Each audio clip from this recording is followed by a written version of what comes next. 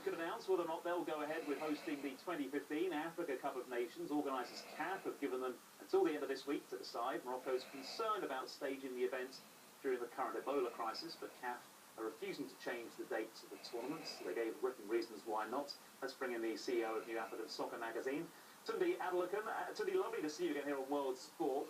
What do you make of Morocco's decision and what they're facing? What do you think they're going to decide?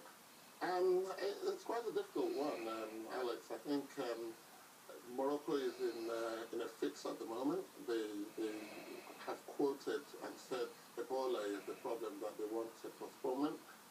But it's quite funny that this same Morocco has written letters to federations across Africa asking that they visit them for the FIFA Club World Cup in December. So if it's okay for people to come in December to come and watch the FIFA Club World Cup, why is it not okay for them to come in January to come and watch the Africa Cup of Nations? So they've put themselves in a bit of a fix, and it will be a very difficult one for them to climb out of. I think they're eventually going to back down, and we're going to go to Morocco in January. Because CAF have firmly put the ball in their court, haven't they? Do you think they're right to play hardball on this? Absolutely. I think CAF has set their stall very, very high and very well, and they've made the right decision in saying, look, this tournament is pre-planned, and we've invested a lot into it. A lot of things are going on in the world despite the Ebola crisis. Yes, it's a major crisis. Yes, it's a major problem, but a lot of things are still going on, are still happening, and we don't see why our program should be disrupted because of it. Okay, well, we're expecting some big stars at AFCON, no matter where it's held. West Ham's Diafra Sakho, the latest player to be named by your magazine as the English Premier League's African Player of the Month. Why did you pick him? Well, I mean, Diafra Sakho has had a really good start to his career at West Ham. You know, considering the fact that he came from relative obscurity in Metz in the French second division, he was bought for only £3 million. He came into England, he's taken it by storm. He scored 6 goals and 6 starts in the Premier League.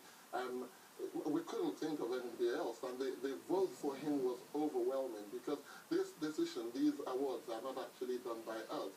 They're actually done by our viewers, by people on our websites, on our social network, and it was overwhelming in his favour. It would be an injustice not to have given it to him.